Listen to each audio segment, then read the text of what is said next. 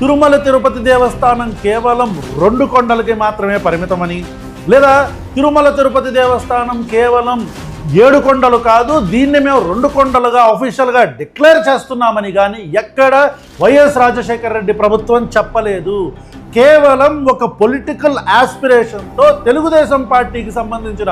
జయచంద్ర నాయుడు అనే వ్యక్తి ఎవరైతే ఉన్నారో అతను కోర్టుకు వెళ్ళి ఇక్కడ పంచాయతీ ఎలక్షన్స్ కావాలి అన్నప్పుడు, కోర్టు దానికి సుముఖంగా ఉన్నప్పుడు ఆంధ్రప్రదేశ్ ప్రభుత్వం ఇదంతా కూడా తిరుమల తిరుపతి దేవస్థానానికి సంబంధించిన మొత్తం ల్యాండ్ అంతా కూడా ఇదే, ఇప్పుడు నుంచి కాదు 1870ల నుంచి కూడా ఇదే నడుస్తుంది అని కోర్టుకి చెప్తే ఆ తర్వాత ఎలక్షన్స్ అవసరం లేదు అని వచ్చింది. దీన్ని పొలిటికల్గా ఏదైతే 27.4 స్క్వేర్ కిలోమీటర్స్ అంటారో ఈ పరిధంతా కూడా టీటీడీది, దీంట్లో ఎలాంటి పొలిటికల్ యాక్టివిటీస్ ఉండకూడదు, ఇది ఒక టీటీడీ టౌన్షిప్ అని చెప్తూ